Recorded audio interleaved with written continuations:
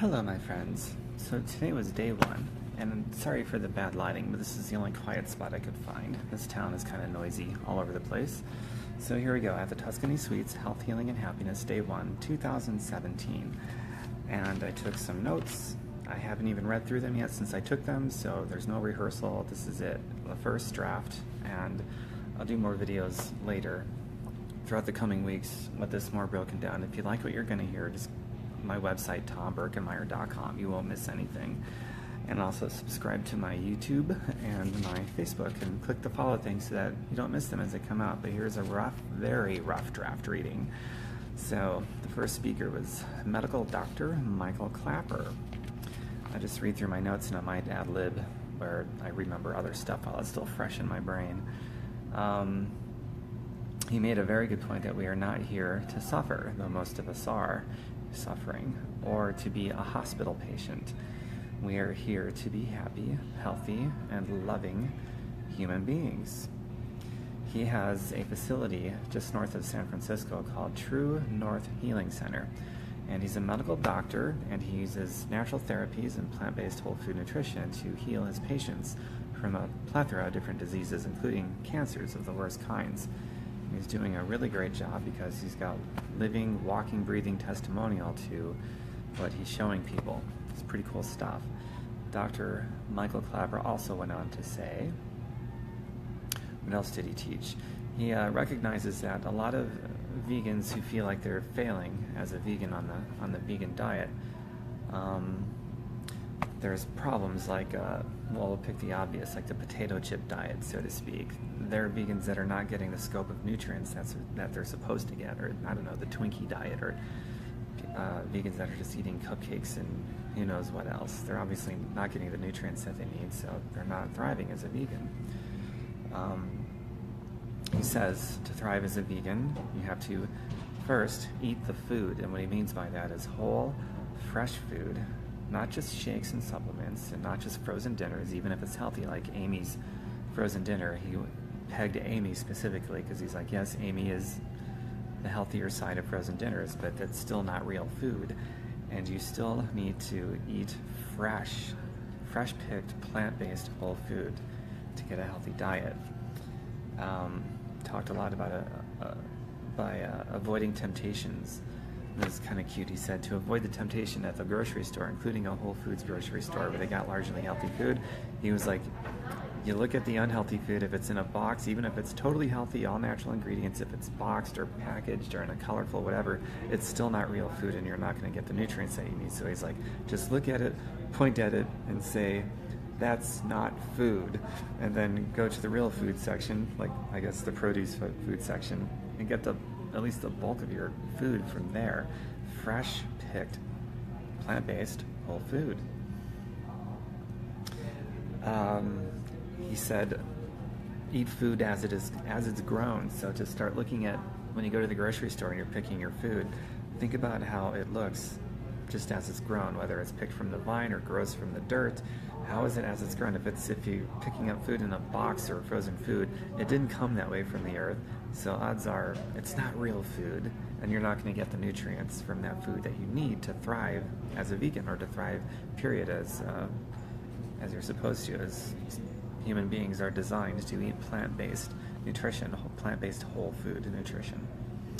So think about how it's grown from the earth and eat it that way or as close to that way as you can, and you're going to get more nutrients that you need to feel healthier and be healthier. Some examples that he gave were, if you want potatoes, then eat potatoes, not potato chips. Or if you want to eat corn, then eat corn on the cob, not corn chips. And he went on with some other examples, but you get the idea. And he went on to say salad should be the main dish. It shouldn't be like a side dish. Salad should be the main dish, basically to get as many dark leafy greens as you can, because that's where the most of the nutrients in foods are. He said, you are not what you eat, because that's a common myth. He said, you are what you absorb.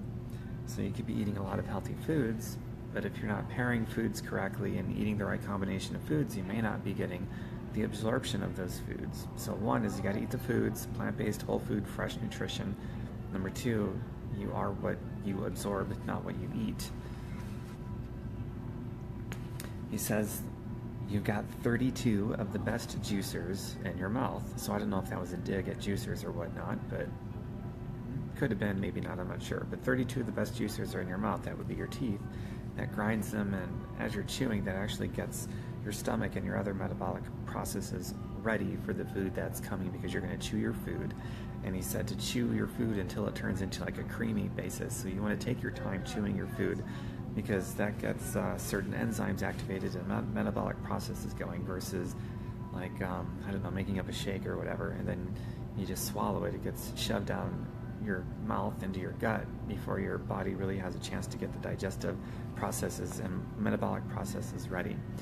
And he wasn't specifically knocking like juicing and things like that, but he was saying you should get the bulk of your food at least from natural whole foods and using the 32 juicers in your mouth, at least the bulk of your foods. It's pretty valuable info, I think. Chew your food enough before you swallow it. This breaks open this. Oh yeah, he talked a lot about the cell walls. Chewing your food until it's like a cream-like substance. It breaks open the cell walls and it releases the nutrients in these cell walls that we need. So if you don't chew your food enough, then those cell walls aren't going to be broken up enough, and therefore the nutrients that's in those cell walls you won't get the benefit of. So it's really important to chew your food for scientific reasons. And those scientific reasons really translates into better health and feeling better, of course. Let's see here. You can also break open the cell walls by sprouting food, nuts, seeds, legumes, beans, and things like that. So they talked a lot about sprouting. It's really interesting. And it doesn't take much, a day, 2, 3, 4 days to sprout stuff.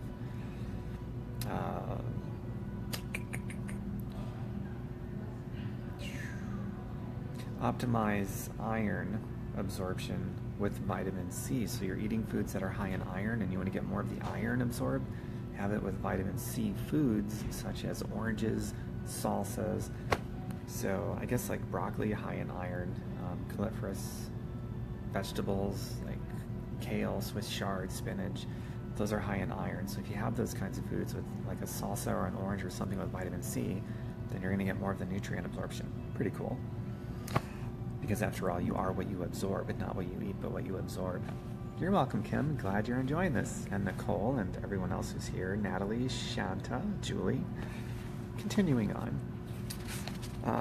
Optimize zinc absorption with garlic and onions. So if you combine zinc-heavy foods with garlic and onions, it increases the zinc absorption.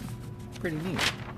And you can Google research, pairing foods to get more nutrient absorption and see what else is out there. Let's see here. They talked a lot about, am I saying this? Cruciferous vegetables, and they're high in phytonutrients.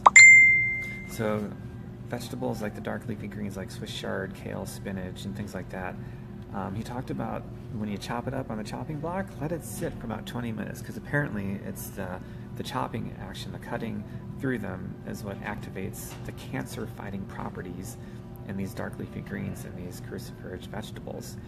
And so letting it sit for 20 minutes or so gives it time to really activate those things, so that when you eat it and you absorb it, because absorption, you are what you absorb, it's just going to do a better job at preventing cancers of different kinds. And if you've already got cancer, who knows, it could do a lot to help you fight and beat cancer. So that's pretty awesome. And also, I'll know from garlic, from past things that I learned, crushing garlic and then letting it sit for a few minutes or so before you eat it, because that's what gets all those properties in the garlic that's so healing to fight in your favor, to give your immune system the raw materials it needs to do its job and heal you. So that's pretty cool. Oh, this is cool. Dr. Michael Clapper said you can assure mineral availability by sprouting, cooking, etc. So he talked a lot about sprouting, as all the medical doctors did, and sprouting like legumes, nuts, seeds, beans, and things like that. Really releases a lot of energy, and also helps get the nutrients out of the cell wall so that your body can use them. Pretty neat stuff. You're welcome, Shelly. Hi, Corey. talked about the importance of assuring iodine sufficiency. Iodine goes to brain health and a bunch of other things. Don't remember what. He said kelp tablets can cause thyroid problems because it's overdosing on iodine. So kelp, he's saying, I guess kelp tablets are kind of the rage right now. People think they need to get their iodine from kelp tablets, and he's talking against them. With empirical scientific evidence, kelp tablets have too much of a concentration of kelp, harmful to human health, and it will cause thyroid problems because it's overdosing on iodine. So he recommends to get your kelp. This goes back to number one, when he basically said you got to eat the food being fresh, whole food, not isolates like kelp tablets, but whole food. So to get enough iodine in its whole food form, you'd want to get sea vegetables. He cited a lot, actually, different sea vegetables, and eat sea vegetables a few times a week, and that will give you all the iodine that you need, according to Dr. Michael Klaper. Pure sea salt, this is important. Pure sea salt has no iodine because it evaporates. So he had this really cool display like of how sea salt is made, pure sea salt, and everyone wants to get sea salt, and he's saying no, it's not all that it's cracked up to be, because when they collect all the seawater and they evaporate the water from the salt, the iodine also evaporates with the water. So pure sea salt doesn't have the iodine that you think you're getting. So you have to get iodized sea salt, because they spray the iodine back into the sea salt after it's been evaporated with the water. They put it back in there so that you can get the iodine that you need from iodized sea salt. So that's another way: sea vegetables and iodized sea salt. Hi Annette. Hi Jacqueline. Great to see us. Continuing on from my notes from Dr. Michael Klaper. Talked a little bit about vitamin K, as it helps calcium to the bones rather than the artery walls. So he's like, yeah, just a pinch of vitamin K. Vitamin K rich foods. Which one did he cite? It's either kale or spinach. I can't believe I don't remember this right now. It's either kale, I think it was kale, but don't quote. Kale or spinach is high in vitamin K. So you can get your vitamin K from a natural plant-based whole food source like kale or spinach, and that's going to help calcium to the bones rather than the artery walls. Pretty important. It sure is live, Jacqueline. Hello. Let's see here. He went on to say high-fat diets clog insulin receptors and lead to high blood sugar. Eat an apple. Oh yeah, this is interesting. So if you eat an apple on a high-fat diet, so if you're getting meat or too much meat, or even if you're doing healthy fats, he also said this about like if you're getting too much olive oil, extra virgin, and coconut oil. He actually talked against using any coconut oil or any oils, period, because it's not whole food. You want to get your oils from whole sources like walnuts and nuts, other nuts and seeds and things like that. But he's saying if you have a diet that's high in fat, even if it's healthy fat, certainly fat from meat, now then even, all that fat is going to clog the insulin receptors, and which leads to high blood sugar. So even if you eat an apple, like an apple is a pretty generally medium to low glycemic load, even an apple a day could skyrocket your blood sugar if you have a high fat diet, because those insulin receptors are being blocked. I didn't know that, so that was news to me. And he went on about, paleo dieters. He says there's no exception for paleo diet. There's no such thing as a healthy paleo diet. And he's like, the reason why the reason why if you're going to do the paleo diet, why they always say you want to stay away from carbs, those are the ultimate enemy, because the carbohydrates are going to spike your blood sugar so high, because the paleo diet, all the fat that's involved in it, is going to block your insulin receptors, so that you basically can't eat carbs, otherwise you're going to destroy your blood sugars. So he's like, there's no such thing as a healthy paleo diet. I thought that was interesting and cool. And something he taught, and Dr. Joel Fuhrman taught us basically that you can eat more fat in your diet if it's coupled with fibers, because the fibers, I guess, neutralizes the harmful effect of fat. And that goes to why you can't, if you want to be healthy, you can't get your fat from an isolated oil, like any oil, even if it's healthy. It has to be from whole food sources. So if you want coconut oil, eat a coconut, with the flesh, get it whole, so it's got the fibers. If you want different nut oils, then eat the whole nuts so that you're getting the fibers and everything with the nuts, and that way your insulin receptors won't be clogged because you're getting the oils with the right amounts of fibers as is provided by nature in the whole food form. Make sense? Okay, that's cool, Stacy, that your professor agrees with the doctor. Pretty neat. All right, moving right along. Don't be comfortably.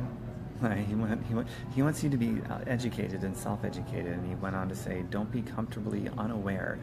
That's where meat and dairy industries want you. The meat and dairy industries want you comfortably unaware of the harm it's doing to your body. Let's see. He went on to say that meat is an acquired dependency, not a natural human diet. So he went on to say people that feel like they need meat because they're addicted to it. He went on to say that that's an acquired addiction because of the microbe conditioning that it sets in your gut. So like if you're born and you're raised on meat your whole life and suddenly you try to go vegan, for a lot of people that do it cold turkey, you're going to feel, lack of energy and things aren't going to feel quite right. And he went on to say that, and then if you go to introduce meat back in your diet, you might feel like you're feeling fantastic, and you probably genuinely mean it, but it's because you basically have to give it more time and do it the right way, and maybe you need to wean yourself,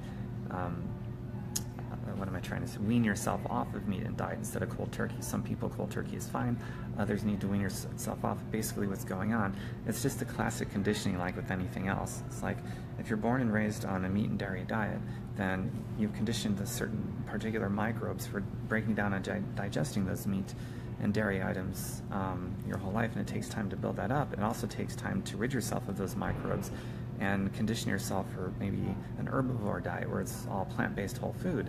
And so that just takes time, but you give it enough time. Could be a few days, could be a few weeks, could be a few months, but eventually those microbes will be replaced by the microbes and digestive enzymes that can handle plants, and then suddenly you're going to feel more energized and you're just going to feel better all around by eating plants rather than meat. Look at the opposite effect. Like you take a vegan, for example, and that vegan eats a piece of meat, just once. Odds are that vegan isn't going to feel right eating that meat because of the conditioning that they've been doing in their gut by eating plant-based whole food nutrition for a long period of time. They got the microbes and the digestive enzymes for the plants and not the meat. So then they go back to the veganism and it's like, yeah, I feel better again because that's just the conditioning that's happened. I thought that was interesting. But yeah, he went on to say basically the moral of that is meat is not an acquired dependency. You can condition yourself to be dependent on meat, but you can break that conditioning, just like breaking the conditioning of a bad drug habit, right? You can, it's an acquired conditioning, just like with heroin addicts. You're not born that way. It's an acquired addiction, unless your mom was doing heroin when you were in the womb, then you're born that way. But you get the meaning of my point. Let's see here. So you can break the dependency of meat and dairy just like you can break the dependency of bad drugs like cocaine and crack and heroin. Dr. Klapper's website, by the way, is Dr. Klapper, DoctorKlaper.com, 1P. All right. The next set of notes I took was from Chef Myra. She's a vegan chef here in the Las Vegas area. She's kind of well known around here. I think she's well known around the world too in some respects. She basically talked to us about how to get glowing skin and how to look younger using food, using edibles. Hi, Diane. Let's see here. So, wouldn't you like to get glowing skin and look younger by using edibles, right? So she said, the first thing she said was raspberries. Eat lots of raspberries and bust open those seeds with like a Vitamix maybe or something. A lot of the essential oils in the raspberries are. But raspberries are low glycemic, so it's a fruit that's low blood sugar, and it's great for your heart, and it makes collagen, right? Will make your skin glow and look younger even as you get older. So raspberries are a major part of her diet. She says she wanted to talk about the mind. The mind releases toxins that ages the skin just as bad food releases toxins that ages the skin. So you need to stop or ease up on stress and eat clean, plant-based, fresh whole food for glowing, youthful skin. Also get a wonderful night's sleep every night.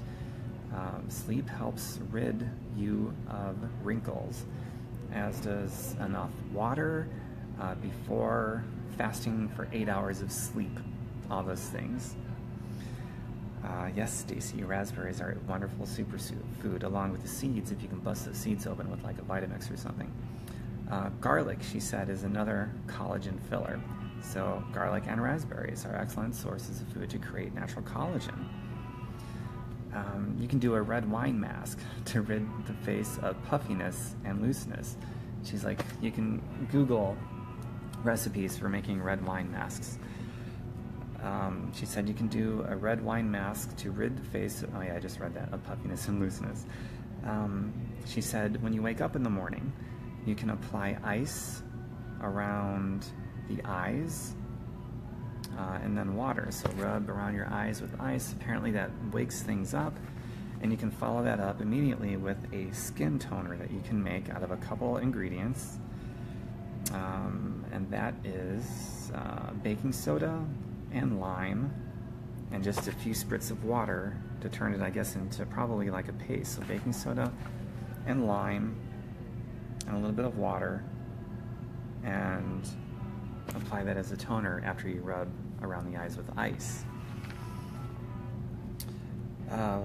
Wakes up everything up and brings blood flow to the face for the color and the vibrant look, and it tones. She didn't mention aloe vera. That would have been a good one. Let's see here. Oh, and she went into using oranges as, as an exfoliant. And she said basically just cut up an orange into wedges and put just a little bit of sugar, not to eat, because that's an isolate, you don't want to eat that. Put a little bit of sugar on the orange wedges and rub it on your face, and that acts as an exfoliator. Something to do with the vitamin C and whatever acids are in the orange, and the sugar as the exfoliator. Apparently all those things do wonderful things to the face as an exfoliator. Pretty cool, right? Let's see, what else did Myra share with us? Oh, that was it. That's all I took from Chef Myra. She's good stuff. Awesome sauce. Okay, medical doctor Joel Furman. He's a superstar. Let's see, how to wipe out breast cancer and other cancers, like immediately, right now. That's quite a claim to make, but he's got empirical evidence for doing that in his own clinics, so he's worth listening to. It's backed by empirical science. It's freaking awesome. Let's see here. He says the American diet is perfectly designed to create cancer. It's like it was done on purpose. The American diet is perfectly designed to create cancer.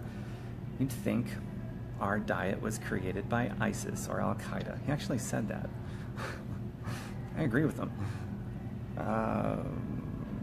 He talked about a nutrienic diet, and a nutrienic diet, based on memory, is basically a science-backed diet to increase longevity and the quality of life. We'll go more into that now. He went on to say less than 1% of the population, less than 1%, less than 1 out of 100 people, are at a normal body weight through natural nutrition and good health. More than 99% of the U.S. population are unhealthy, both of the normal weight range and the abnormal weight range. So he's lumping underweight, overweight, and normal weight. 99% of everybody, a little more than 99%, are not healthy people. He says about 10% of healthy people, about 10% of people are at a normal weight range. Only 10%, 90% are not at a normal range. And, but he said of that 10%, less than 1 out of 10 are there because of natural lifestyle and just overall health. The rest of the 9 out of 10 that are at a normal weight are there because of alcoholism, depression, stress, smoke, things like that. They're not at a normal weight because of healthy reasons. That statistic actually blew my mind. I was not aware of that. So less than 1% of the population is healthy, and more than 99% are not healthy. That blows my mind. Denise says, this is great. Wish I could have gone. What about B12 deficiencies, since you can get B12 from plant foods? Denise, I know I got notes in here that I'm coming on, or maybe I didn't take notes in this part. Going based on memory then, they were saying vitamin B12 has to be gotten as a supplement. He said animals do not create vitamin B12. It's a myth.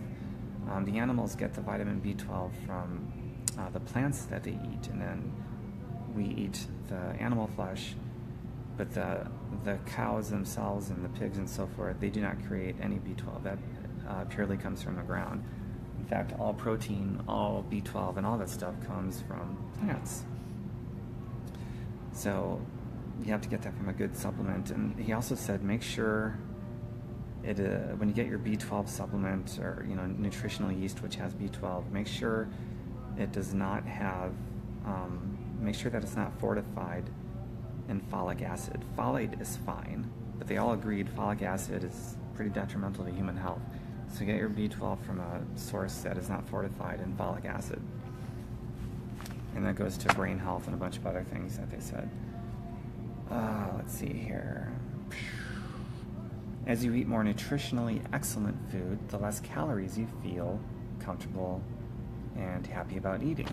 So he's like, the more nutritionally poor the food is, the more you have to eat, because the more your body is saying, I still didn't get enough vitamins and minerals and other micronutrients, versus if you're eating nutrient excellent and rich food, then the fewer calories you have to eat, because it's not going to take as long to get to a place where the body says, okay, I've had enough of this and that, I feel good, you can stop eating, and you feel great, so you don't need to eat as many calories. The more nutritionally excellent food that you eat. Pretty cool stuff. Let's see here. He simplifies all of this with an acronym. So to eat an easy way to look at a nutritionally excellent food is to have G-BOMBs every day. GBOMBS. It stands for greens, beans, onions, mushrooms, berries, and seeds. And if you get those in your diet every day, it makes it a lot easier to get to a diet that's going to help you be at your best, to function and to feel at your best and to live a long, healthy quality of life. Mushrooms, he said something interesting about mushrooms. I knew they're healthy for you, right? Everyone knows that. But he says mushrooms do not let your body grow fat, and they also do not let your body grow tumors. So you want to eat mushrooms every day because they don't let your body grow fat or tumors. That's pretty freaking awesome. And he studied this. He pointed to all this data that proves it unequivocally. ITC, I don't remember what that stands for, and I didn't make a note of it, so I might have to Google this, but ITC is the most anti-cancer fuel in your body. And ITC comes from cruciferous vegetables, green vegetables. So if you don't eat enough green vegetables to get the ITC in them, then you better live close to a hospital, he says. He's like, you can't eat enough of these, so eat as many green vegetables as you can, the cruciferous ones. And it's got the ITC, which is the most anti-cancer fuel in your entire body.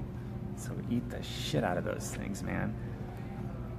They also went on to say that if you combine these types of vegetables with different nuts and seeds, unsalted raw, of course, then it helps increase all of the nutrient absorption of these things, including the cancer-fighting nutrients and all the micronutrients and so forth, and the phytonutrients.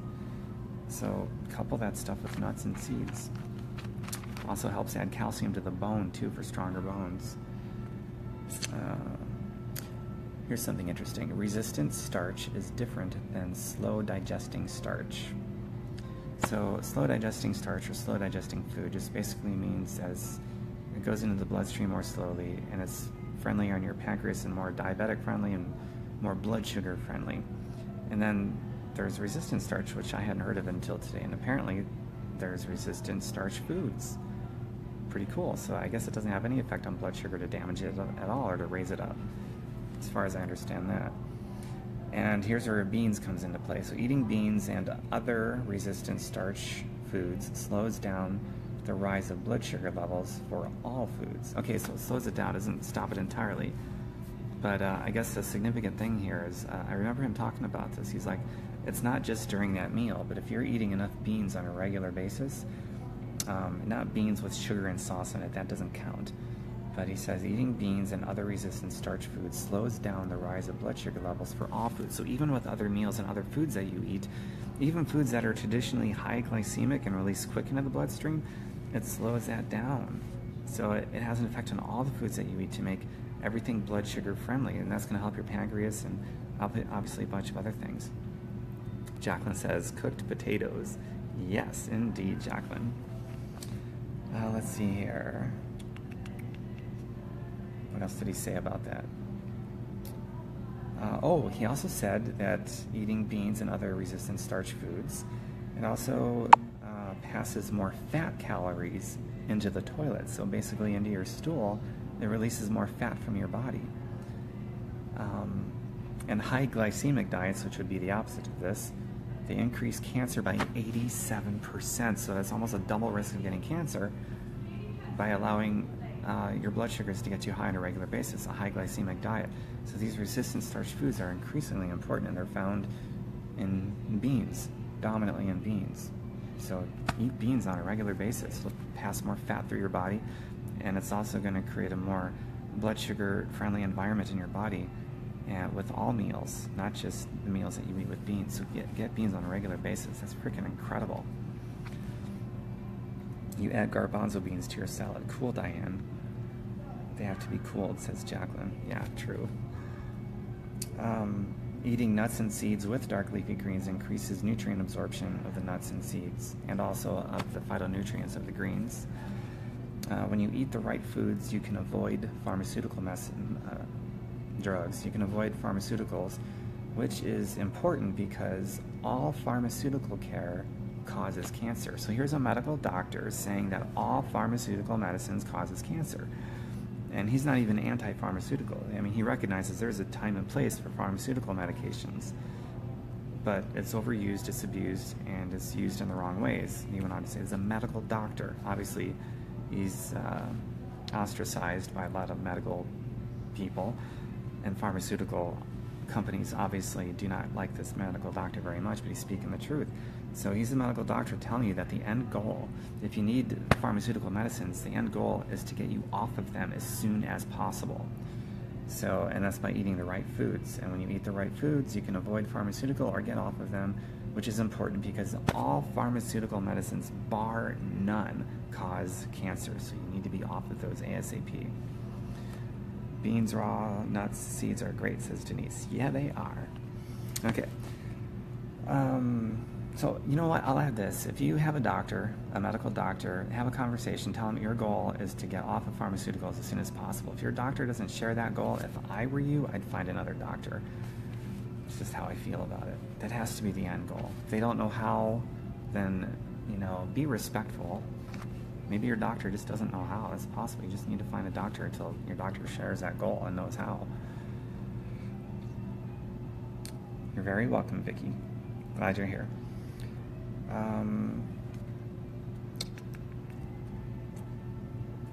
Okay.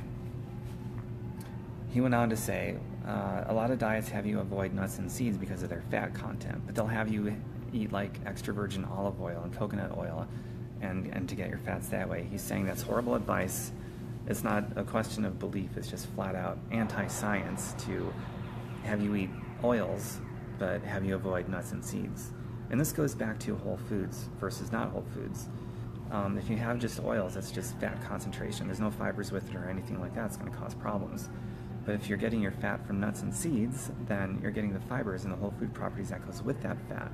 So that the fat is it's going to be released and it's going to do what it's supposed to do. More of it will exit your body in your stool, and it's just better for you. I'm sure there's more reasons beyond that. I just can't remember what they are. So avoid advice to avoid nuts and seeds because it's anti-science. You want whole nuts and seeds. Eating nuts and seeds also increases phytonutrient absorption and helps to prevent cancer. You can eat more whole fat. You can eat more whole food fat if you also eat more fiber. That's why oils are bad, even healthy oils, because there is no fiber in oils. Fiber comes with whole food fats such as nuts and seeds. I restated that a few times. It's important. You don't have to remove.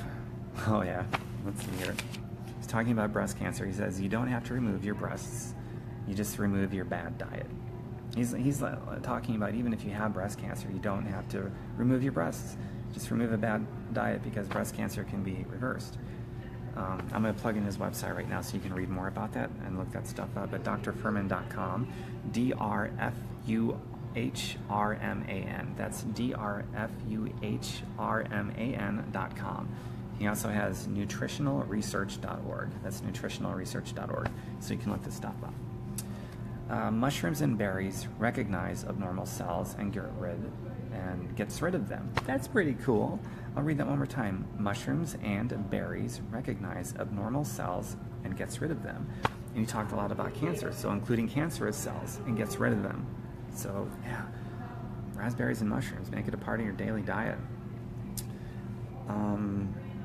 What did I put here? Can I read this? A normal immune system does not get cancer.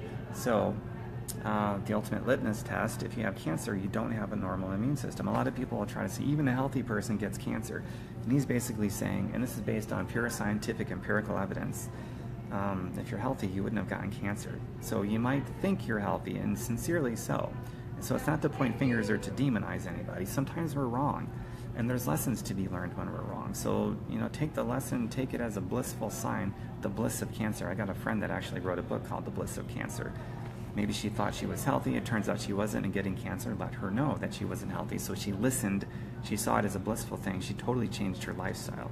Cancer's gone because she ramped up her immune system to be a normal, healthy immune system. So cancer cannot survive in her body anymore. So a normal immune system does not get cancer. If you think you're healthy and you get a disease, cancer or otherwise, well then take the lesson, okay, wow, I wasn't healthy after all, I thought it was. So let's examine this and learn from it and see what I have to change so that I do have a normal, healthy immune system. So that's how you look at that. Flax seeds. He's just very adamant that has to be a normal part of your diet, like chia seeds and flax seeds. He says lowers blood pressure and practically wipes out breast cancer and other cancers if consumed regularly. That's quite a statement to make.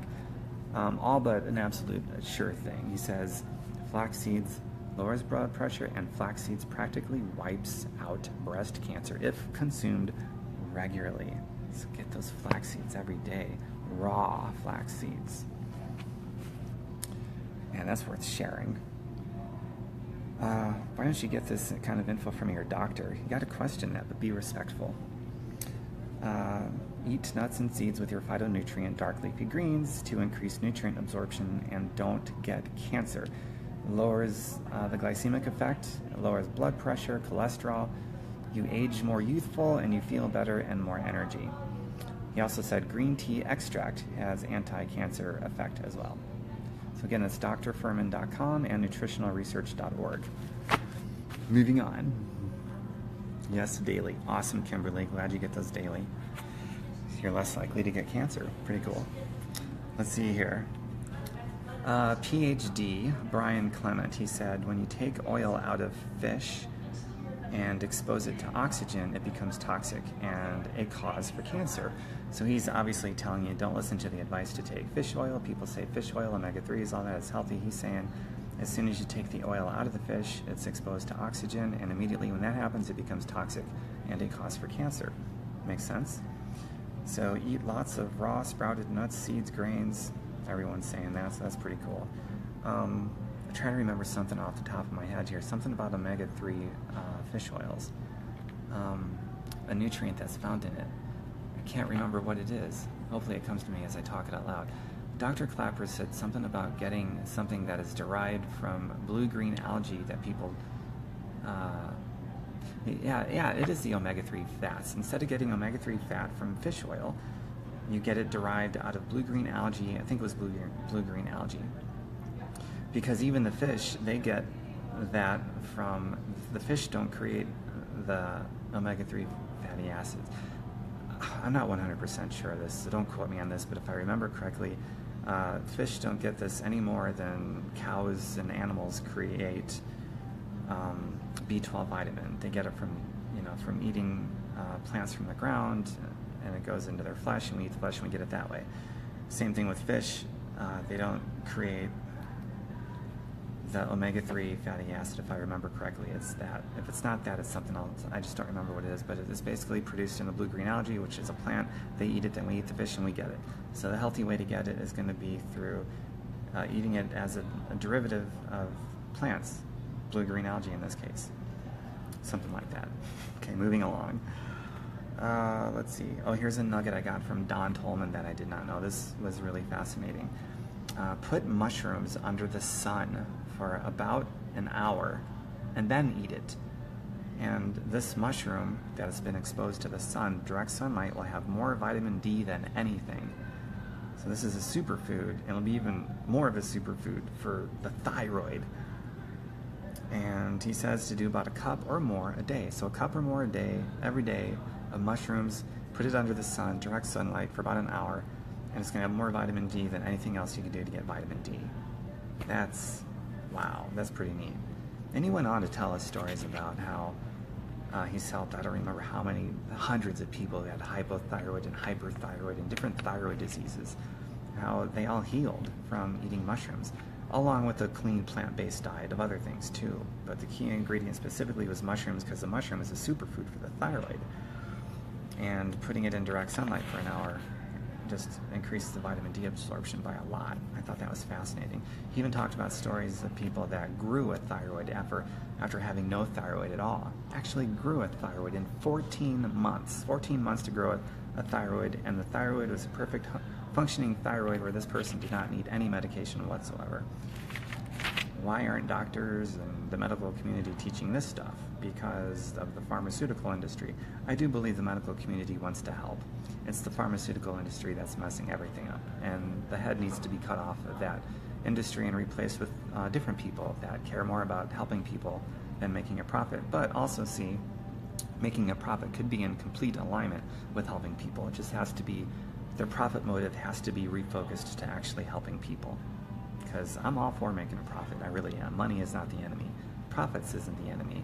It's, and this is me talking, I didn't take these notes, they didn't teach it, I'm just saying, profits and making money is not the enemy. It's the focus and the purpose of that profits. I say, make as much money as you can, but let it be a byproduct, a symptom of actually helping people in a meaningful way. And that can certainly be the end-all, be-all solution for changing the health of the world and the health of people and every species on the planet that we cohabitate with. Money could be the solution for all of that instead of the problem, because it's really us. Because money has no conscious thought, has no agenda. People do, and it's how we use money. So make a shit ton of money. Become a millionaire and create other millionaires and billionaires simply as a side effect of perpetuating health and wealth instead of sickness and poverty. So repurpose making a profit from sickness and poverty to health and wealth. And then all this can be rich financially and health-wise and emotionally and spiritually and not any other way that we need to be rich. We can have it all. Just repurpose how we make a profit. Instead of otherwise good people attaching a negative energy to profit. And that's what's killing the planet more so as, ourselves. That's what's harming us more than anything, is otherwise good people attaching a negative energy towards money. Because then that opens up the floodgates for the criminals of the world to make shit tons of money by perpetuating sickness and poverty. I hope that makes sense to you, so that all of you good people out there who have a fear or a negative attachment about money, I hope you really absorb that and believe it, so that if you do have a negative attachment towards money, you just obliterate that motherfucker, and you start attaching a good thing to it, and then just become anxious and eager, like, wow, I can't make enough, fast enough. I want to make as much as I can, as fast as I can. And it's because you realize it's going to be a symptom of perpetuating health and wealth instead of sickness and poverty. And if enough good people do that, we can wipe those motherfuckers out who are profiting at the expense of other people instead of at the benefit of people. That's important, okay? So that's all of my notes for now. Well, that last bit was ad-lib for me. But I'll be doing this again tomorrow. There's more speakers and more learning to do, and it's going to be wonderful. My website, tombirkenmeyer.com, just as it's spelled here on social media, tombirkenmeyer.com. Take out the space, all lowercase. And feel free to share this with other people. Share it, and I'll be doing many more. And then over the next coming weeks or months, I'll be making really good quality videos, about 2 or 3 minutes a piece, of every bit of information here broken down into smaller digestible pieces. I just wanted to do like a rough draft for a really quick and a live feed. Thanks, Diane. I will have fun. So I enjoyed this, everybody. Thanks for attending and for participating. This was really cool. Okay. And, oh, and speaking on that last ad-lib part, if you love health and wealth and fitness, and you like the idea of making money perpetuating health and wealth instead of sickness and poverty, connect with me privately and share this live feed. More people need to know about these healthier options. Bye for now, everybody. I'll see you soon. Mwah.